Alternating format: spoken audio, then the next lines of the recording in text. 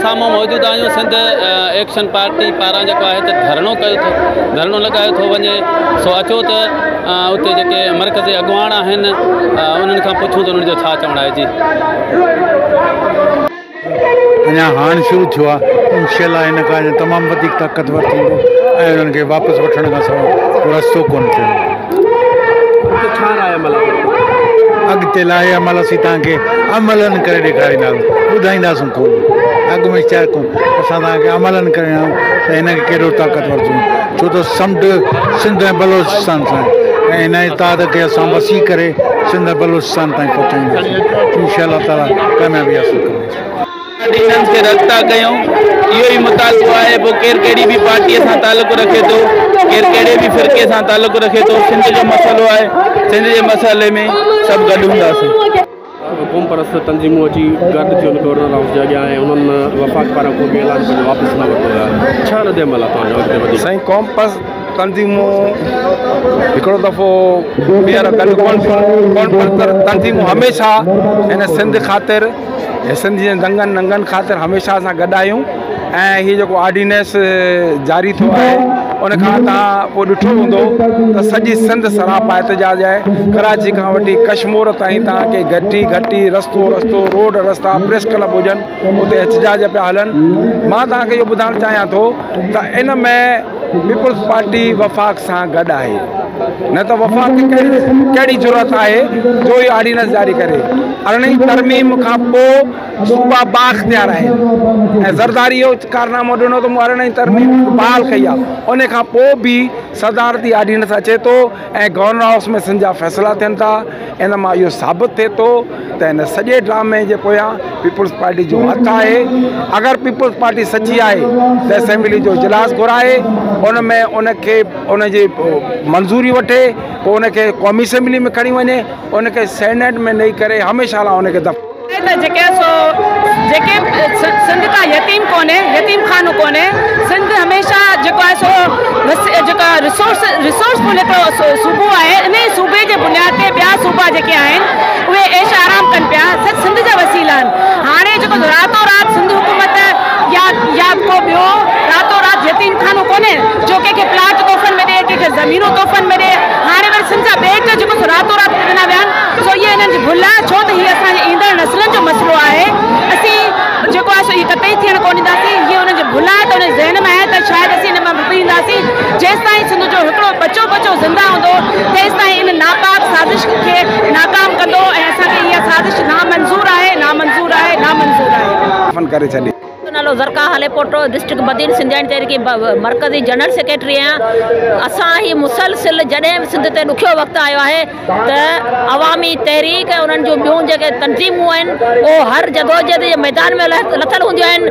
पर हींअर सिंध जे सुजाग माण्हुनि गॾिजी हिकिड़ी एक्शन कमेटी ठाही आहे। उहो हुकमराननि खे ॿुधाइण थी चाहे त बाबा तव्हीं पंहिंजी इन होॾ तां लही वञो जेके तव्हां ऐलान कया आहिनि, या तव्हां जेका एक्शन कमेटी ठाही आहे। ॿियो जेको तव्हां ॿेट पिया विकिणी छॾिया आहिनि ऐं तव्हां असांजो कारूंजर जबल विकियो आहे, त असीं उन्हनि खे ॿुधाइण था चाहियूं त असीं मुसलसिल जदोजहद कंदा रहंदासीं जेसीं तव्हां पंहिंजे ऐलान न वठंदा।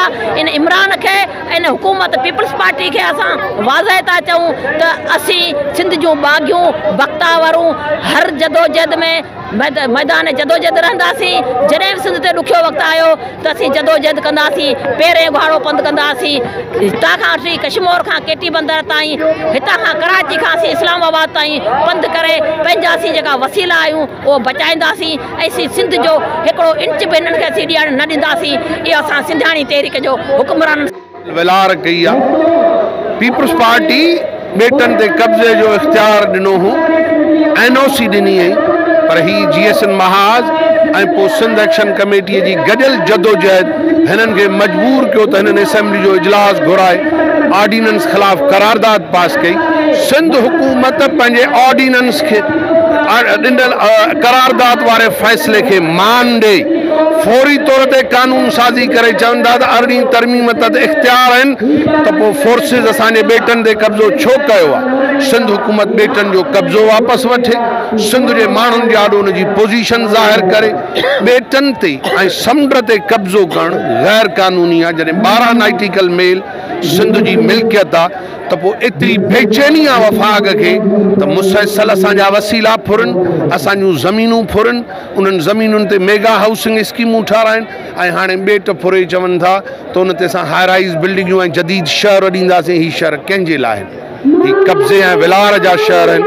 सिंध जी डेमोग्राफी तब्दील करण जे लाइ फ़ैसिलो आहे, इहो असांखे क़बूल कोन्हे। सिंध रेफरेंडम ॾिनो आहे त फौरी तौर ते कब्ज़ो छॾियो।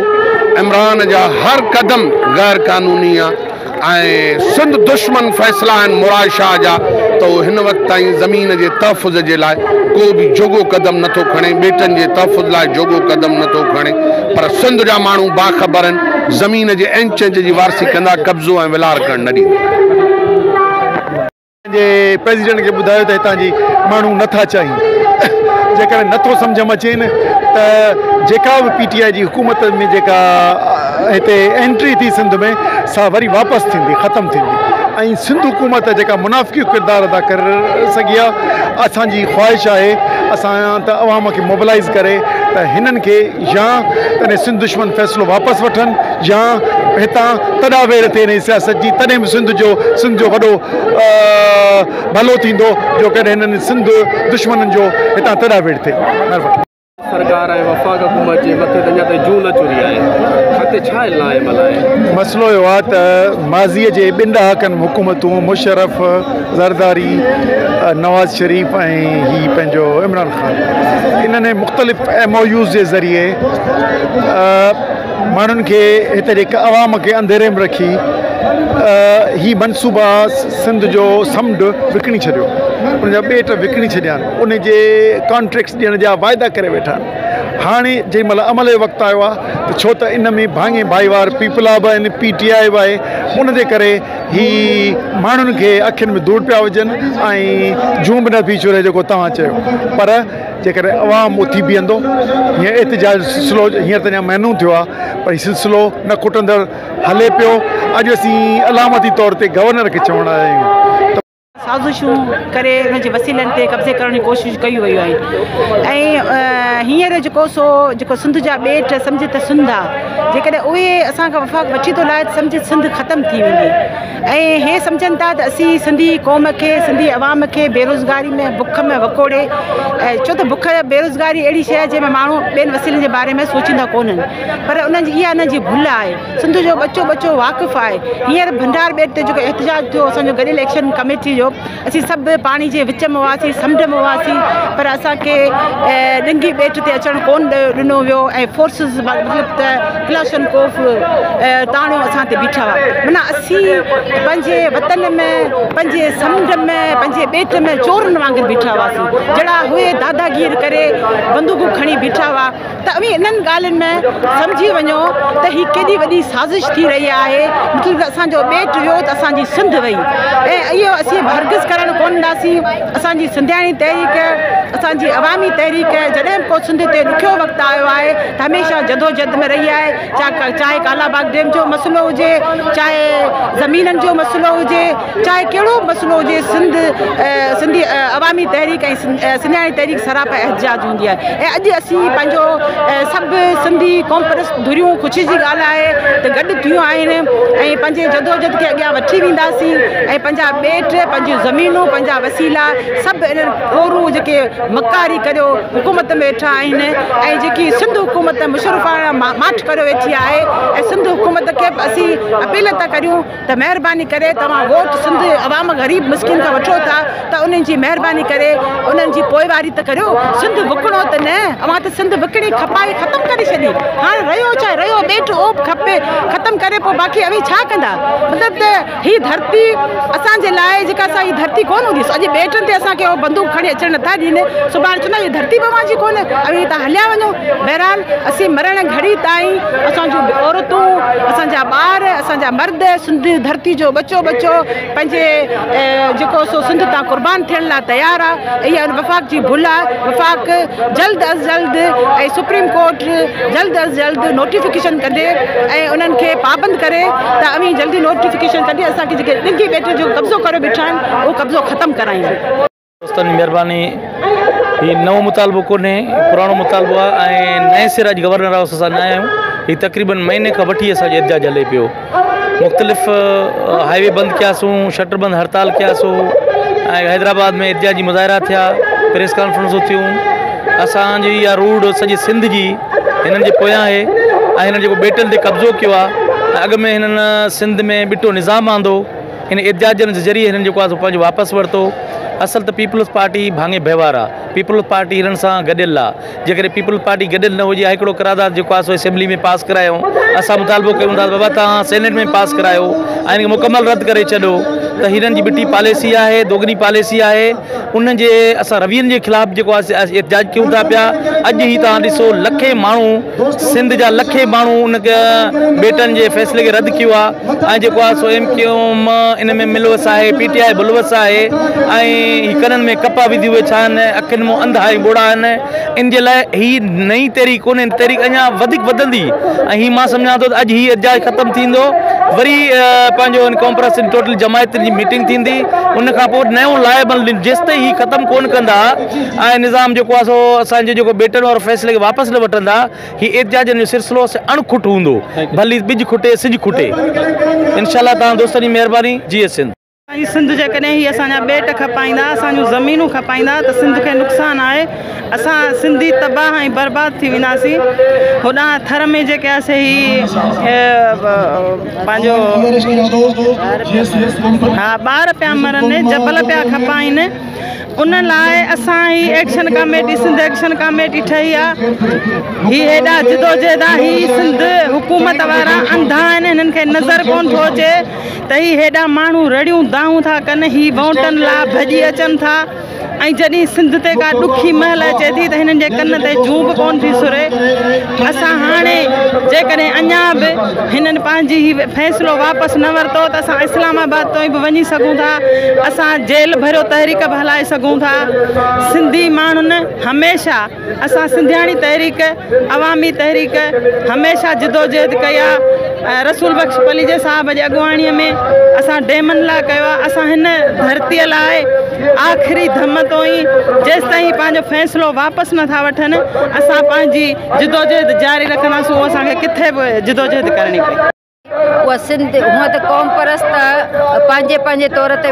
मुख़्तलिफ़ वक़्तनि ते जेको सिंध जे ख़िलाफ़ु फ़ैसिलो थिए थो उन लाइ जदोजहद कयूं था पर असां फ़ैसिलो कयो त पाण गॾिजी कयूं जंहिंजे करे एक्शन कमेटी ठही आहे ऐं ॿियो सिंध जो ॾिसो सिंध जो पेट्रोल सिंध जो गैस सिंध जो कोयलो रोज़गार कोन्हे सिंधी माण्हू ख़ुदकुशियूं पिया कनि पर हिननि जो पाकिस्तान ठहण खां वठी माइटेली मां वारो सलूक रहियो आहे सिंधी माण्हुनि सां वसीला सिंधी माण्हुनि जा पर सिंधी माण्हुनि खे आबाद कोन कबो आबाद कबो ॿाहिरिनि आणनि खे हिकिड़ो हिननि DHS सिटी ठाहियो हिकिड़ो बेरा टाउन ठाहियो इहो इसराइल जो हिकिड़ो बुनियाद रखियो वियो आहे हाणे वरी नवनि ॿेटनि ते नवां शहर ठाहे इहो इसराइल खे मज़बूत करणु पिया चाहिनि इहो किथां जो इंसाफ़ आहे रियासत जो किरदारु माउ जहिड़ो हूंदो आहे माउ खे त पंहिंजे सभु बचनि खे मानी खाराइणी आहे पाणी पीआरिणो आहे हुनखे हंधु विछाए ॾियणो आहे या माउ जो त सभु हिकिड़े ॿार खे दादलो रखे ॿियनि सभिनि जा टपड़ खणी हिकिड़े पुट खे ॾिए त असीं सम्झूं था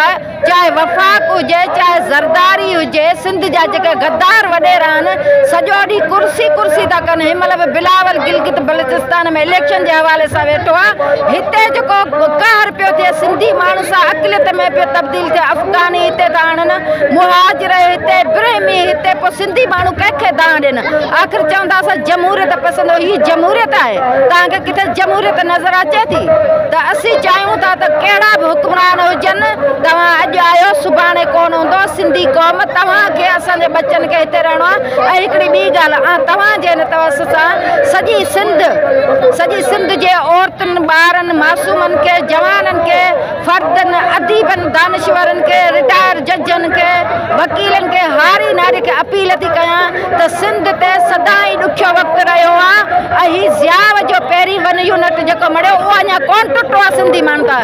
तंहिंजे करे महिरबानी करे घरनि में वेहण जो वक़्तु न आहे, अचो पाण गॾु थियूं ऐं पंहिंजे दुश्मननि खे ॿुधायूं त सिंध मुतहद आहे ऐं सिंध पंहिंजा वसीला कोन छॾींदी। पहिरें में तव्हांजा हिन वक़्तु वफ़ाक़ जे मथे ते अञा ताईं का जून न चुई आहे, सिंध हुकूमत बि हुन में बराबरि अॻिते छा अमल?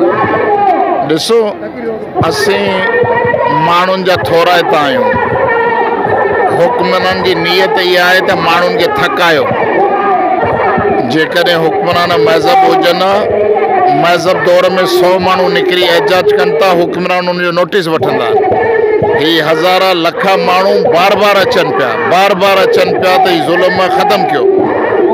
ऐं हुक्मरान जो रवैयो इहो आहे त माण्हू ग़रीब माण्हू ही ग़रीब कॉम्प्रेस पार्टियूं 5 एहतजाज कंदियूं, 10 एहतजाज कंदियूं, थकी पवंदियूं ऐं पोइ असांखे जेको करिणो हूंदो करे वठंदासीं। पर असीं उन्हनि खे इहो ॿुधाइण था चाहियूं त हीउ जज़्बा एहसास पंहिंजे वतन जी मोहबत इहा न ख़तमु थींदड़ शइ आहे। जेतिरो ही लापरवाही जबर ॾाढ कंदा ओतिरो सिंध में जोश गैरत हिम्मत वधंदी ऐं हिकिड़े ॾींहुं हुक्मराननि खे कालर खां जले पट ते केराए इंशाअल्लाह पंहिंजो वतन, पंहिंजो क़ौम, पंहिंजो ॿेट हर शइ बचाईंदा। हाउस जे साम्हूं इन मौजूदु आहियूं। पंहिंजो सिंध एक्शन पार्टी पारां जेको आहे त धरणो हयो वियो आहे। सो पंहिंजो मरकज़ी अॻुवाणनि खां असां पुछियो, उन्हनि जो इहो चवणु हो त सिंध जे ॿेटनि जे मथां ऐं सिंध जे वसीलनि जे मथां जेको आहे त पंहिंजो पीपल्स पार्टी ऐं वफ़ाक़ जो कब्ज़ो कयो आहे सो उहो नामंज़ूर आहे। सो उनखे असां रद्द कयूं था। फारूक भंगवार, सोच टीवी, कराची। सब्सक्राइब कयो अवांजे पंहिंजे चैनल सोच टीवी के ऐं बेल आइकन के दबाएं, कदें भी न विसारींदा।